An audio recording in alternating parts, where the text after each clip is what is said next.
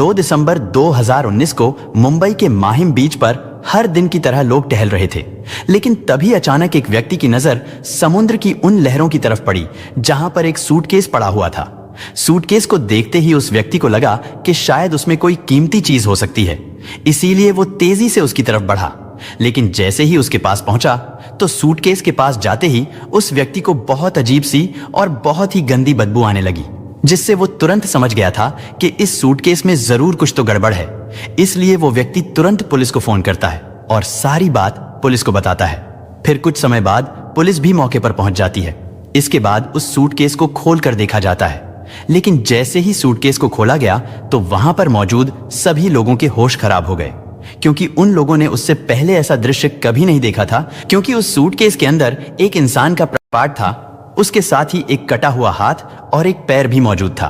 और ये तो नॉर्मल सी बात है कि ये सब देखने के बाद तो हर कोई हैरान रह जाएगा, लेकिन पुलिस के लिए सबसे बड़ी बात ये थी कि वो सूटकेस समुद्र की लहरों से बहता हुआ वहां किनारे पर आया था, जिसकी ना तो कोई पहचान थी और ना ही कोई सुराग। इसी कारण पुलिस वालों के लिए ये केस एक बहुत बड़ी चुनौती बन गया था कि आखिरकार ये कैसे पता लगाया जाए कि ये व्यक्ति कौन है और उस व्यक्ति का ये हश्र किसने और क्यों किया है। लेकिन फिर जिस तरीके से पुलिस वाले इस केस को सॉल्व करते हैं वो वाकई में काबिले तारीफ है।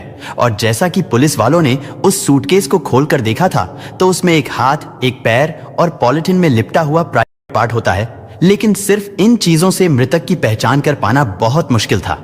मगर उस सूटकेस में मात्र एक ऐसी चीज होती है जो इस पूरे केस को सॉल्व कर देती है।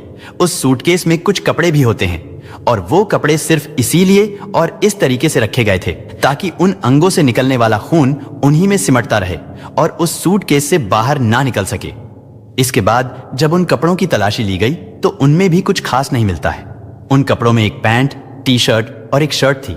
इसके बाद पुलिस वाले कुछ मछुआरों को बुलाकर उनसे कहते हैं कि तुमको इस समुद्र के अंदर जाकर ऐसे ही किसी सूटकेस को तलाश करना है, या फिर ऐसा कोई बैग भी हो सकता है।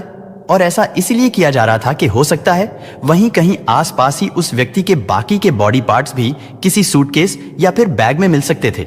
लेकिन बहुत मशक्कत करने के बाद भी उन मछुआरों के कुछ भी हाथ नहीं लगता। इसके बाद पुलिस द्वारा उस सूटकेस को हॉस्पिटल भेज दिया जाता है ताकि ये तो पता लगाया जा सके कि आखिरकार ये घटना कब घटी थी। उन पार्ट्स की जांच करने के बाद पता चलता है कि ये घटना तो 5-6 दिन पहले ही घटी है, यानी कि ये सूटकेस 2 दिसंबर 2019 को मिला था और इसका मतलब था कि ये घटना 26 या 27 नवंबर को घटी थी। साथ ही जांच के समय उसके हाथ के फिंगरप्रिंट को भी निकाल लिया जाता है, जिसके फिंगरप्रिंट को क्रिमिनल के रिकॉर्ड से मैच करवाया जाता है। लेकिन फिर भी पुलिस को कुछ हाथ नहीं लगता, क्योंकि हमारे भारत देश के अंदर अभी तक तो क्रिमिनल के रिकॉर्ड ही रखे जाते हैं और आम लोगों के रिकॉर्ड रख पाना अभी तो संभव नहीं है, जबकि अमेरिका जैसे विकसित देशों में आम नागरिकों के भी डीएनए और फिंगरप्रिंट तक के डेटा को भी रखा जाता है। खैर, अभी तक तो पुलिस वालों के हाथ ऐसा कुछ भी नहीं लगा था जिससे वो इस केस की गुत्थी को सुलझा सके। इसलिए ये केस क्राइम ब्रांच को सौंप दिया जाता है और अब क्राइम ब्रांच की टीम अपने तरीके से इस केस की इन्वेस्टिगेशन करना शुरू करती है। सबसे पहले सूटकेस की अच्छे से तलाशी ली जाती है और हर एक चीज की बारीकी से जांच की जाती है, क्योंकि सूटकेस के अलावा पुलिस के पास कोई भी सुराग या सबूत नहीं था। और जैसा कि मैंने आपको पहले ही बताया था कि उस सूटकेस में कुछ कपड़े भी थे और उन कपड़ों में सब कुछ रेडीमेड था, लेकिन एक शर्ट ऐसी भी थी जो सिलवाई गई थी और उस शर्ट पर एक टैग भी लगा हुआ था जिस पर एल्मो मेंस वेयर लिखा था, और यही टैग इस केस को सॉल्व करने में बहुत बड़ी भूमिका निभाता है। इसके बाद क्राइम ब्रांच की टीम एल्मो मेंस वेयर का पता लगाना शुरू करती है कि आखिर ये शॉप कहां है, और फिर थोड़ी ही जांच करने के बाद पुलिस को यह पता चल जाता है कि ये शॉप तो मुंबई के कुर्ला पश्चिम बेलगामी रोड पर मौजूद है। इसके बाद क्राइम ब्रांच की टीम बिना किसी देरी के उस शॉप पर पहुंच जाती है और फिर पुलिस उन्हें वो शर्ट दिखाकर उनसे पूछती है कि क्या ये शर्ट आपकी यहां सिलवाई गई है, क्योंकि टैग तो इस पर आपकी शॉप का ही लगा हुआ है। इसके बाद उस शॉप पर काम करने वाले टेलर ने कहा कि ये टैग तो हमारी शॉप का ही है और अगर ये शर्ट हमारी शॉप पर सिली होगी तो इसका रिकॉर्ड भी हमारे पास जरूर होगा। इसके बाद उस टेलर ने एक बहुत बड़ी लिस्ट बुक निकाली जिसमें वो हर एक कस्टमर के कपड़े के सैंपल के साथ उसका नाम भी लिखकर रखता था। और कुछ देर ढूंढने के बाद पुलिस द्वारा दिखाई गई उस शर्ट से मैच होने वाला एक कपड़ा उस टेलर को मिल जाता है और साथ ही वहां पर एक नाम भी लिखा हुआ था और वो नाम था बेनेट रिबेलो। अब पुलिस को ये तो पता चल गया था कि जिस व्यक्ति ने ये शर्ट सिलवाई थी उसका नाम बेनेट रिबेलो था, लेकिन वहां से पुलिस को सिर्फ उसका नाम ही पता चल पाया था, क्योंकि उस टेलर ने ना तो उस व्यक्ति का फोन नंबर लिखा था और ना ही पता लिखकर रखा हुआ था। इसीलिए यहां से पुलिस के सामने एक और चैलेंज बढ़ जाता है कि सिर्फ एक नाम के सहारे उस व्यक्ति को मुंबई जैसे शहर में कहां ढूंढे, कि आखिरकार वो कौन था और कहां का रहने वाला था। और अब पुलिस को उस टेलर की शॉप पर खड़े रहने से तो कुछ फायदा नहीं होने वाला था, क्योंकि वहां से उन्हें सिर्फ एक नाम का पता चला था, लेकिन उसका एड्रेस नहीं मिला था। इसके बाद क्राइम ब्रांच ने सोशल मीडिया का भी सहारा लिया। उन्होंने सोचा था कि शायद हो सकता है उस व्यक्ति ने सोशल मीडिया पर अपना कोई अकाउंट बनाया हुआ होगा और अपनी फोटो वगैरह पोस्ट की होगी, और यही सोचकर क्राइम ब्रांच वाले सोशल मीडिया पर अब उस व्यक्ति की तलाश शुरू कर देते हैं। सबसे पहले फेसबुक का सहारा लिया गया और फेसबुक पर बेनेट रिबेलो नाम सर्च किया गया। और ये तो जाहिर सी बात है कि इस नाम से फेसबुक पर बहुत सारे व्यक्ति होंगे, और उनमें से वो व्यक्ति कौन हो सकता है। पुलिस के लिए यह भी एक बहुत बड़ा चैलेंज था, क्योंकि सिर्फ उसका नाम ही पता था। इसके अलावा पुलिस वालों के पास और कोई भी इंफॉर्मेशन नहीं थी, लेकिन फिर भी पुलिस अपनी तलाश जारी रखती है और फिर एक एक करके उन सभी की प्रोफाइल को, यानी कि उस नाम के जितने भी व्यक्ति थे, उन सभी की प्रोफाइल की जांच करना शुरू करती है कि आखिरकार उन्होंने किस तरह की फोटो अपलोड की है। पुलिस उन सभी के डेटा को अच्छे से चेक करती है ताकि उन्हें कुछ तो ऐसा मिल जाए जिससे ये पता चल सके कि वो जिसको तलाश कर रहे हैं वो व्यक्ति उन्हीं में से कोई एक है। लेकिन दोस्तों, ये काम इतना भी आसान नहीं था जितना कि हम सभी को सुनने में लग रहा है। इस काम के लिए एक अलग से टीम बनाई गई थी कि इस नाम से जितनी भी प्रोफाइल हैं उन सभी की अच्छे से जांच की जाए। इसीलिए पूरी मेहनत और लगन से ये जांच करी जा रही थी। आखिरकार पुलिस की ये मेहनत रंग लाई। उन्हें एक ऐसा प्रोफाइल पेज मिल जाता है जिसके ऊपर उन्हें पूरा विश्वास था कि हो ना हो ये वही व्यक्ति है जिसको वो लोग तलाश कर रहे हैं, क्योंकि जिस तरह का हाथ उन्हें उस सूटकेस के अंदर मिला था, सेम उसी तरह का या फिर उससे मिलता जुलता हाथ उन्हें उस प्रोफाइल पेज में देखने को मिलता है। यानी कि उस व्यक्ति का हाथ भी उन्हें वैसा ही लग रहा था। इतना ही नहीं, जब उस व्यक्ति की प्रोफाइल को अच्छे से देखा गया तो पुलिस को एक ऐसी फोटो भी मिल जाती है जिसमें उसने वही कपड़े पहने हुए थे जो कपड़े समुद्र के किनारे पर पड़े उस सूटकेस में पाए गए थे। और इससे ये तो कंफर्म हो गया था कि पुलिस जिसको तलाश कर रही थी वो वही व्यक्ति है। थोड़ी और जांच करने पर पता चलता है कि वो एक म्यूजिशियन है जो कि गिटार, पियानो वगैरह बजा करके अपनी जीविका चलाता है। उसकी प्रोफाइल को और अच्छे से देखने पर एक और आईडी मिलती है जिसकी फोटो खींचकर उसने अपनी प्रोफाइल पर अपलोड की हुई थी, और उसी दूसरी आईडी के अंदर उसकी पूरी डिटेल दी गई थी, यानी उसके घर के एड्रेस से लेकर उसके फोन नंबर तक। उसके बाद पुलिस उस फोन नंबर पर कॉल करती है, लेकिन वो फोन नंबर स्विच ऑफ आ रहा था। इसलिए अब पुलिस वाले बिना देरी किए उस आईडी में दिए गए एड्रेस सांता क्रूज ईस्ट इलाके में पहुंच जाती है। लेकिन जिस घर का पता उन्हें इतनी मेहनत करने के बाद मिला था, उस घर पर ताला लगा हुआ था। यह देखकर पुलिस वालों को फिर से निराश होना पड़ता है।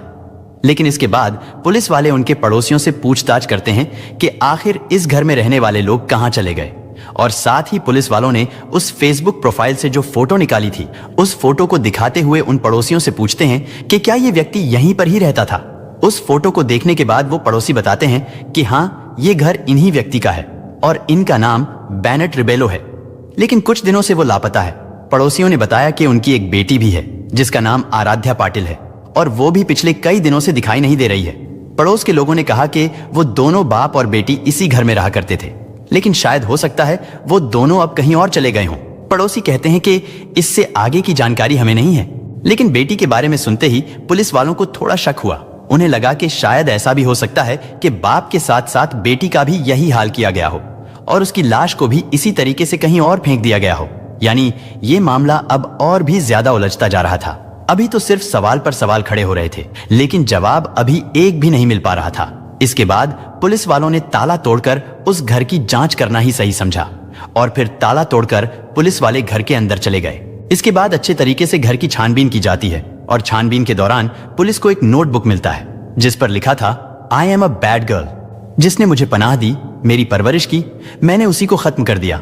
Dad, I am sorry, very very sorry, I am a bad girl.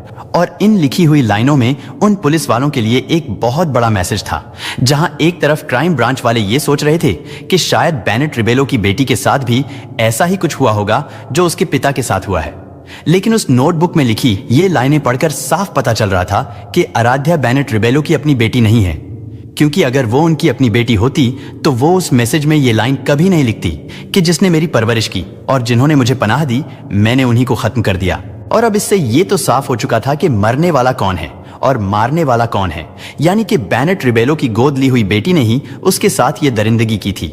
लेकिन अब ये जानना बहुत जरूरी था कि आराध्या ने ये सब क्यों किया था। लेकिन अभी तक आराध्या पकड़ी नहीं गई थी।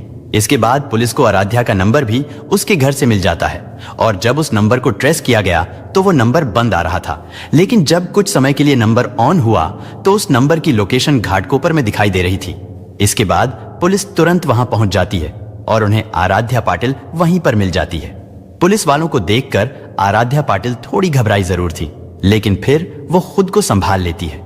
और पुलिस वाले जब उससे ये सवाल करते हैं कि तुम अपने घर को छोड़कर यहाँ पर क्या कर रही हो और तुम्हारे पिता बेनेट रिबेलो कहाँ पर है, आराध्या ने बताया कि मेरे पिताजी यानी कि बेनेट रिबेलो म्यूजिक के सिलसिले में आउट ऑफ कंट्री गए हुए हैं और मैं घर पर अकेली नहीं रह सकती थी, इसीलिए मैं अपने दोस्तों के साथ यहाँ पर रह रही हूँ। लेकिन जब पुलिस वालों ने आराध्या को वो नोटबुक दिखाई जिसमें उसने I am a bad girl और सॉरी वगैरह लिखा हुआ था, उसे देखते ही बेनेट रिबेलो की बेटी यानी कि आराध्या समझ जाती है कि पुलिस वालों को सारी सच्चाई का पता चल चुका है और अब झूठ बोलने से कुछ नहीं होगा। इसलिए आराध्या ने खुद ही स्वीकार कर लिया था कि हाँ, मैंने ही अपने पिता को मौत के घाट उतारा है और उसकी लाश पाने के लिए मैंने ही उसे अलग अलग सूटकेस में डालकर समुद्र में फेंक दिया था। आराध्या पाटिल ने बताया कि उसके पिता ने यानी कि बेनेट रिबेलो ने उसे गोद लिया था, उसकी परवरिश भी की थी और सब कुछ ठीक चल रहा था। लेकिन आगे चलकर कुछ समय बाद एक दिन आराध्या की मुलाकात एक लड़के से होती है। उन दोनों की दोस्ती हो जाती है, वो दोनों नंबर एक्सचेंज करते हैं और फिर धीरे धीरे उन दोनों में प्यार हो जाता है। हालांकि उस लड़के की उम्र उस समय 16 साल की ही थी और आराध्या उससे कई साल बड़ी थी। खैर, उन दोनों में बातें होना शुरू हो जाती हैं और फिर एक दिन आराध्या ने अपने उसी 16 साल के प्रेमी को यह बताया कि उसके पिता ने भले ही उसे गोद लिया है, लेकिन वो उसका शोषण करता है, उसके साथ संबंध बनाता है, जिससे वो बहुत परेशान हो चुकी है। ये बातें सुनकर आराध्या का 16 साल का प्रेमी गुस्से से पागल हो जाता है और वो आराध्या से कहता है कि तुम ये सब कैसे सहन कर रही हो? उसने तुम्हें बेटी बनाकर गोद लिया था, तो फिर वो तुम्हारे साथ ये सब कैसे कर सकता है? और तुम्हारे पिता को अब इसकी सजा जरूर मिलेगी।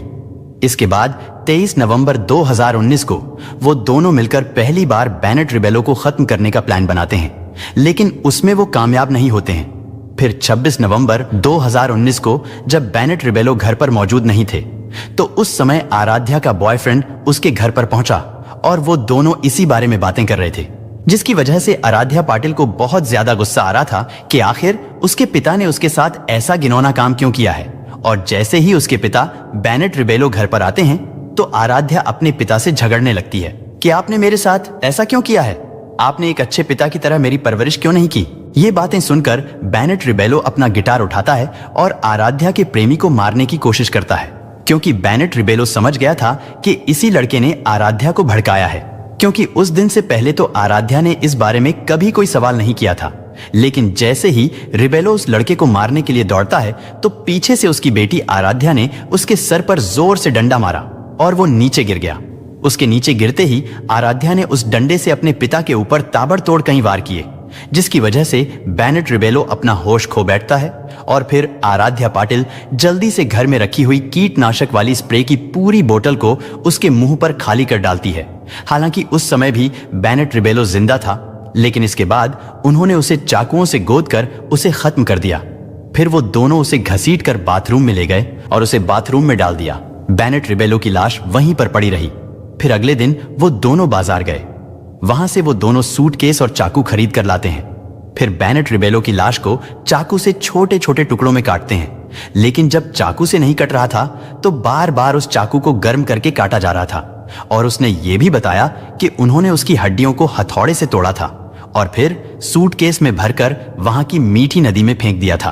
और फिर नदी से होकर वो बैग समुद्र में आया था और समुद्र की लहरों के साथ बहता हुआ वो सूटकेस मुंबई के माहिम बीच के किनारे पर पहुंच गया था।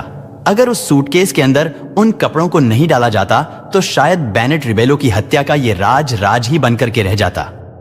क्योंकि आराध्या के प्रेमी की उम्र अभी 16 साल ही थी, इसलिए उसे जेल नहीं भेजा जा सकता था, तो उसे बाल सुधार गृह में भेज दिया गया, जबकि आराध्या बालिग हो चुकी थी। इसीलिए उसे जेल भेज दिया गया। लेकिन इस केस की गुत्थी को सुलझाने में मुंबई पुलिस की जितनी तारीफ की जाए कम है। और इससे पता चलता है कि अगर पुलिस इसी तरह इन्वेस्टिगेशन सही ढंग से करे तो वो किसी भी अपराधी को पाताल से ढूंढकर उसे वहां से भी निकाल कर ला सकती है और उसे कड़ी से कड़ी सजा दिला सकती है।